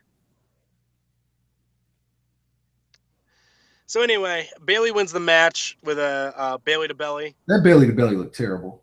Yeah, it's a I belly think to I need to belly. stop talking about Bailey because I'm just gonna sound like a hater. Well, that's the problem. It's a belly to belly suplex or a belly to belly slam. Yeah, but the way Most she grabbed her, it's as if she damn near had her by. Maybe it's because Alexa's so short, yes. like she had her by her shoulders, and it's like she didn't even get no lift. I'm like, well, that didn't look devastating at all. Okay, well, all right, fuck it, she won. So then we had an interruption. Oh, and it was out of nowhere too, because Yeah. Alexa was dominating that match. Then Bailey just slaps her and does the move, and then it's over. Yeah. Remember? Yeah, I didn't. I remember not liking that finish because of that reason. She just slapped her belly to belly. It's like, wait, you were losing. Yeah, because I think it was. Yeah, because she sunset flipped her, and Bliss just got frustrated with the ref, and apparently that was enough for Bailey to just hit her with it. Anyway, so afterwards, Eva Marie comes out. This was the loudest reaction tonight. This is the loudest reaction of the month. It felt like they actually piped the booze in. That's how bad it was. And the sad thing is that they were legit. That's how bad this was. It sounded like they piped in the booze. I don't think I've ever heard someone get booed like this. By the way, the crowd were complete assholes the entire night getting themselves over. This was the one moment where I was like, they're not getting themselves over. Not only that, Bailey had to plead with the crowd for them to calm down in order for Eva to talk. That's not good. Eva did such a bad job at just talking over them as she should. Yes. Like every time she gets booed, like she'll put the mic up to her mouth, the boos get louder, she'll start posing. No, you fucking idiot. She did it like 4 times in a row. Yeah, no, you're here to talk. So talk. She never got the promo started. Like it just took. The heel's not supposed to let the crowd get to them, and she showed that weakness. That's why they kept doing it. Mm-hmm. So Bailey just said, "All right, calm down. Let's hear what she has to say. Calm down, just chill." And they was trying not to show Bailey on camera, calming the crowd down. But you could see her like right on the side doing the hand motion, like calm down, calm down. They were fucking destroying her. Yeah, this is not like nuclear heat. This isn't like heel heat. This is pure go the fuck away heat. Yeah, like we do not want you anywhere near this title picture. Is this what they consider X-Pac heat? Is this not X-Pac heat. I know a lot of people like using that and saying. I'm still trying to figure out what X-Pac heat is. I might have to Google that one. I need to too, but I'm certain this is not X-Pac heat because X-Pac at least could work. I understand there was a period of time in which he was not wanted, but I mean, like this is closer to Big Show heat than it is X-Pac heat, because Big Show gets please retire chance. This is about as close as you can get to one. See, no, I think that's a work right there though. X-Pac heat, genuine dislike for a person rather than the character he is portraying. No one wants X-Pac heat. X-Pac heat. I don't know, but I never hated X-Pac. That's the person. Well, but that's what the phrase is for, I'm guessing. But okay. This is her heat is like to another level. To the point enhanced. Oh, that's heat. That is heat. This is Ric Flair. Oh my God. This is Ric Flair. This is Ric Flair breaking Dusty Rhodes' arm in a car. That's what this is. This is that type of heat. This is Hogan turning heel and joining the NWO for the first time. This is that type of heat. They need to start throwing fucking cups and bottles into the ring. If they would have did that, it would have fit. It would have just went along with it. The sad the sad thing is that if I imagine, I don't know if NXT is seeing it this way, but WWE is looking at this and probably going, "Look at the reaction she's getting. This is great," and not thinking that this is, if they actually put the belt on her, this is going to turn people. This is going to turn people away. You say so? You say that if NXT puts the belt on her, people are going to turn away from NXT? Well, specifically the women's program. They are. No, I don't think so at all. No, see, here's the thing, Wiza. They're in this weird place where they're trying to promote women's wrestling in NXT. Okay, as if that's like their standship. But you're missing something. Go ahead.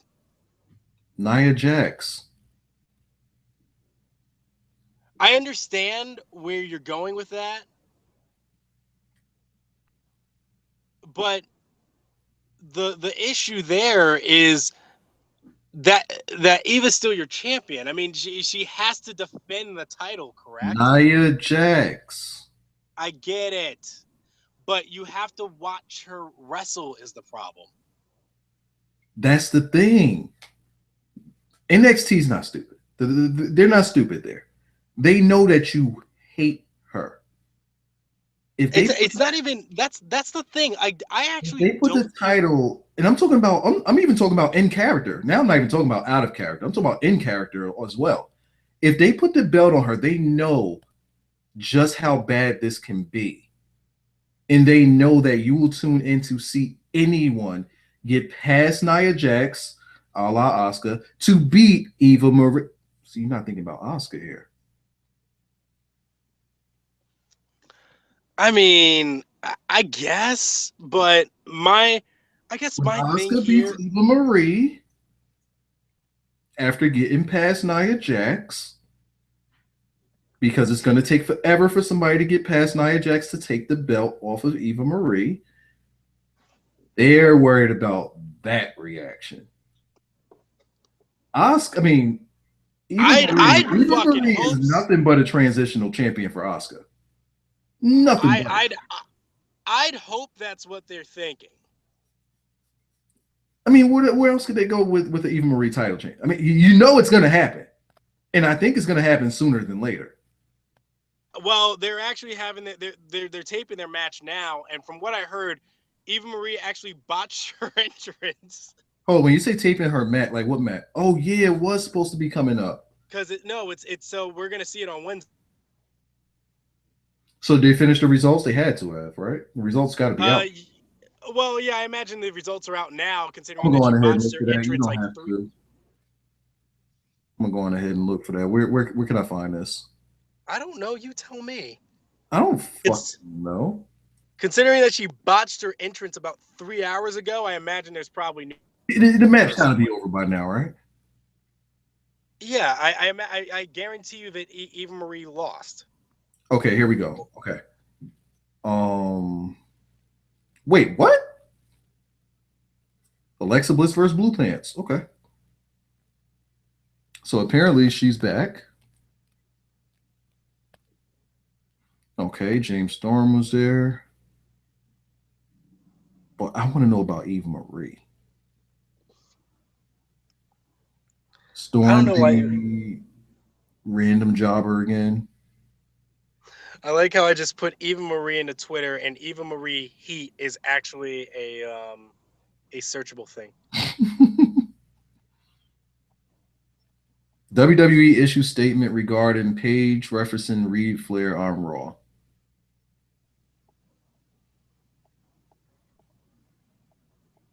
Where are the fucking results? I want results.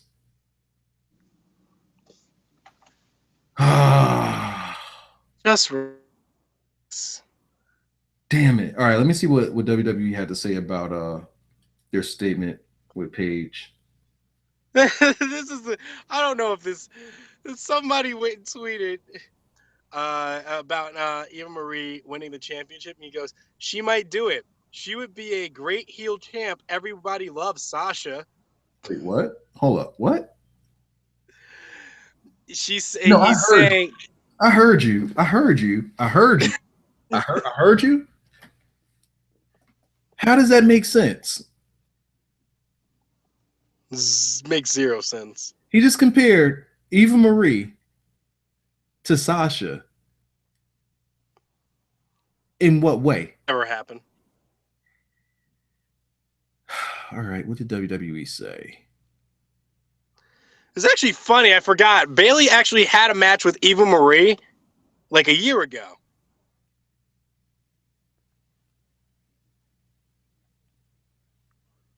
Say it again. Eva Marie actually had a match a year ago. I completely forgot about that. Had a match with who? You broke up. Eva Marie. Had a match with who? Bayley. Did she? Yeah, remember it? It was a match when she first came back down to NXT and everybody booed her. And One, didn't she? Bayley's gonna hug you. They chanted everything. Isn't Eva Marie undefeated? Technically, no. Who'd she lose to?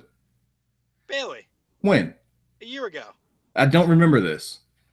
I'll have to pull up the episode. But yes, they actually have had a match before.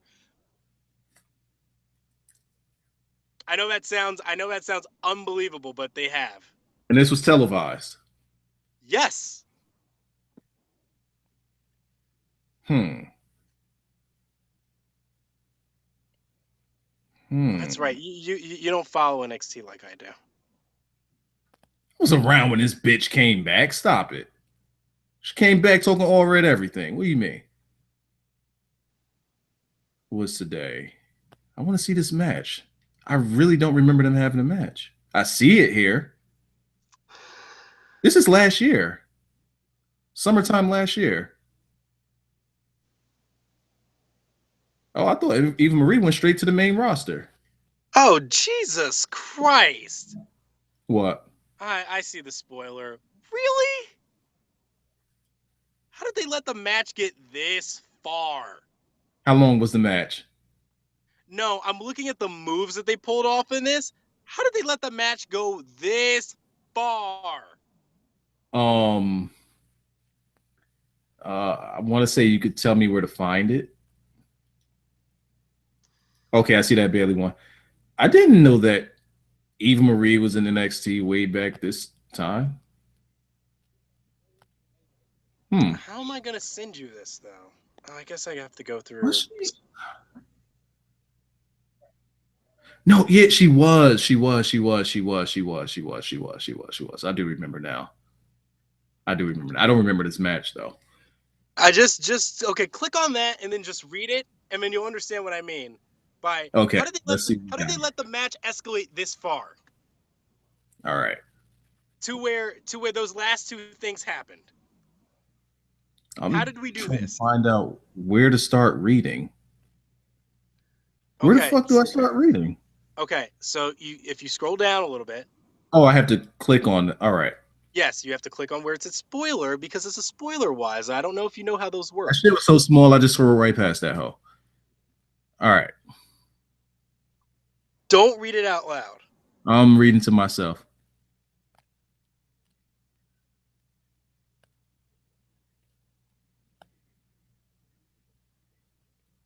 Uh-huh. Uh-huh.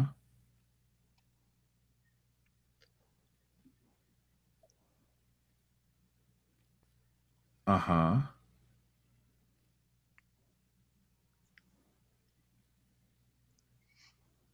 Oh. I mean, how did the match get that far?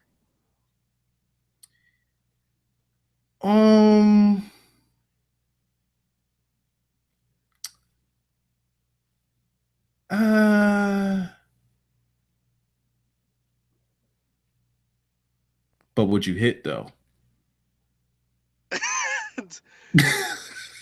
I mean, she got an offer from Brazzers. I mean, she's pretty good looking until she opens her mouth. I mean, like, I was looking at her come down to the ring yesterday, and I'm like, man, look at that. And then she talks. It's like, fuck. She gets in the ring and she starts spinning Rooney in and doing the Ric Flair, and I'm like, you know what? Fuck this bitch. She took away a nice old hard one.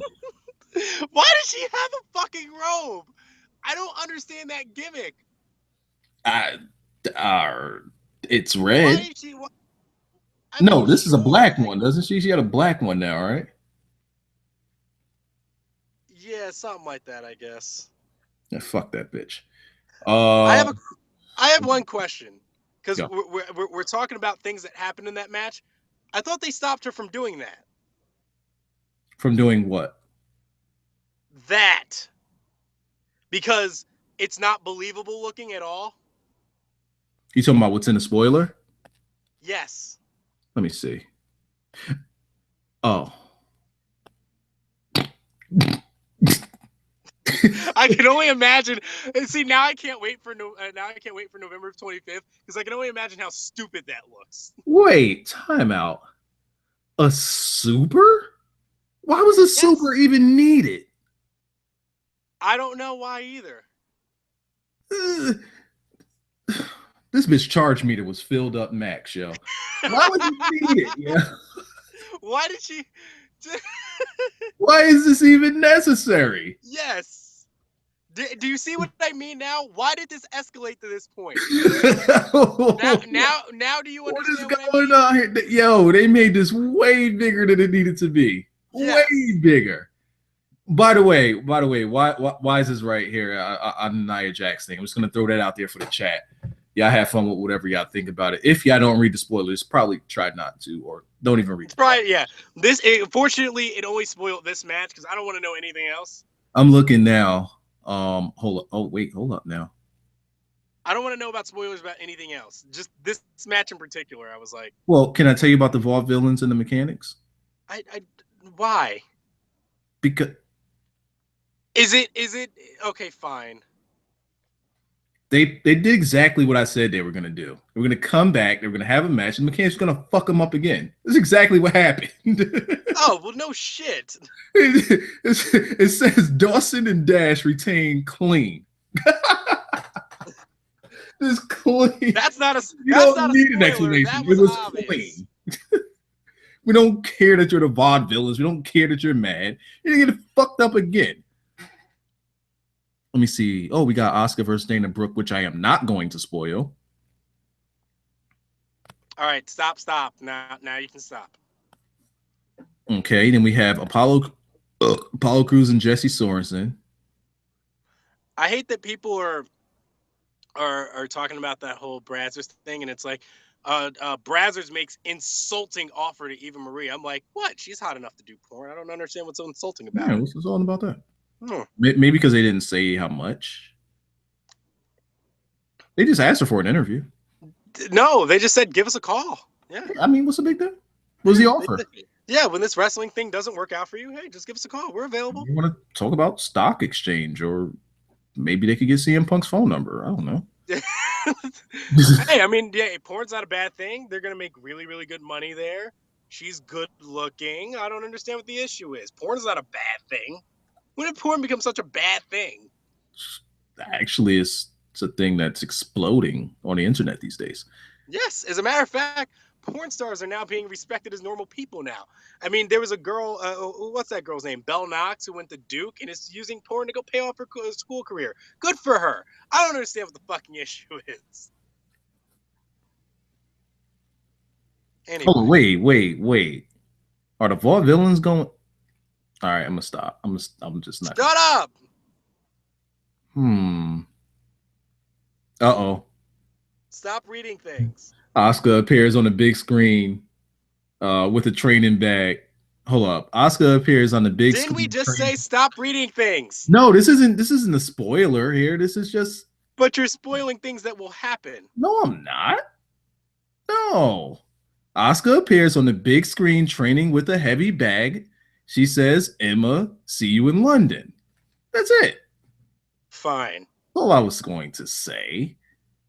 But if you remember the last time she was training with a heavy bag. Yes. Tommaso Ciampa. All right. Okay. I'm going to stop. I'm going to keep reading, though. Oh, Asuka actually got a okay. Okay. What? Stop reading. Wiza, we have people on. They're in here right now. Stop. Oh shit. Since when does that happen? Okay, great, Wiza. All right, we get it. We also have a podcast to do. I would be doing the contest this week, but I really can't look at too much right now because I am in fear of my data. Yeah.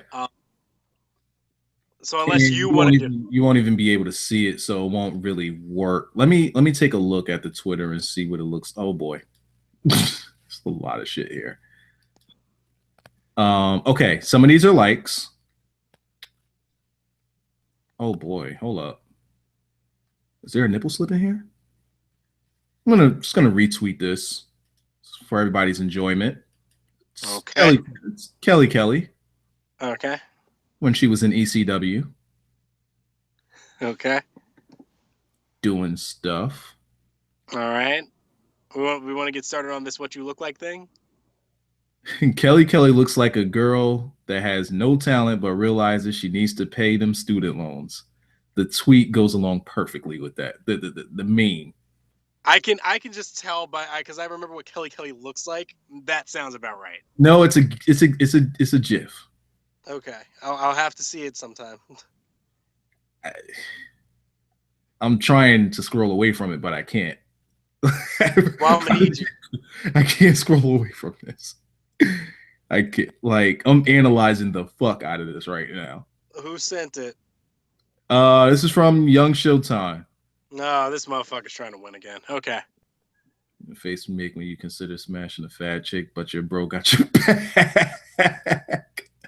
He got the Chad Jordan to Jason Cable, or the Chad. I can. You know what? Fuck that. That's their name now. Chad Jordan and Jason Cable. This is what you're doing? They're married now. Oh boy. Let me see. Bailey looks like the nerd who was invited to the cool table but laughs too much to try to fit in.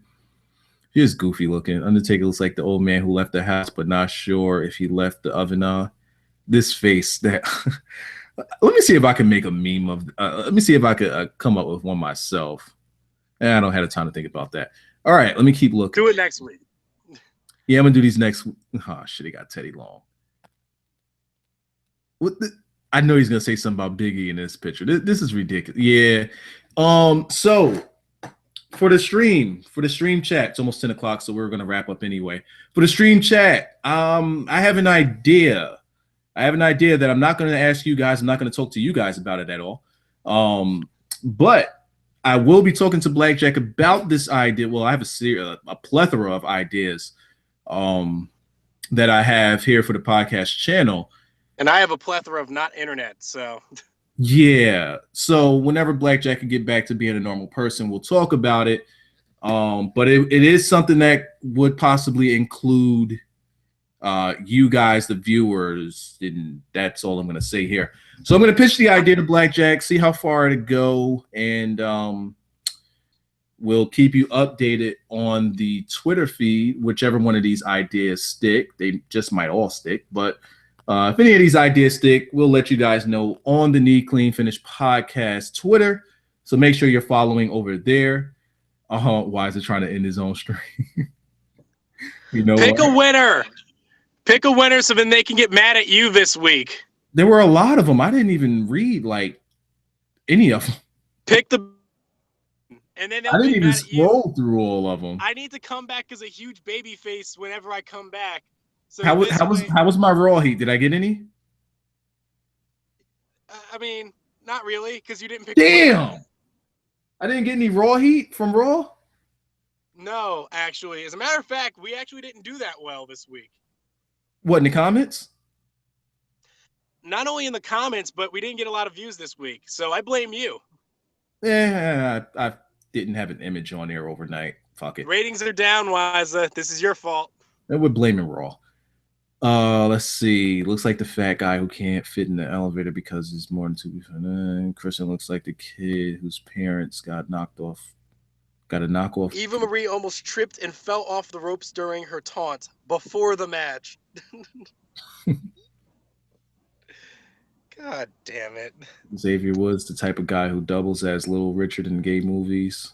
That image of him wearing pink with the pink face mask or the pink face paint. Oh, when he's doing the whole Jim and the holograms thing. Okay. Whatever the fuck that is. Oh, let's see. Spread her legs. See monkey for her. This Biggie one might be it. This might be it. The look you make when she spreads her legs and her monkey and her monkey's funky. Oh, monkey's funky. I never knew that we called it a monkey. When your grandma gives you a shirt for your birthday and she wants you to take a picture. Oh no.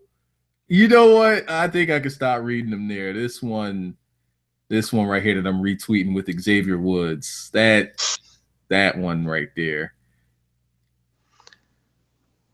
Rey Mysterio looks like the dude that eats at the 12 and under menu. All right, let me see if I at least see this.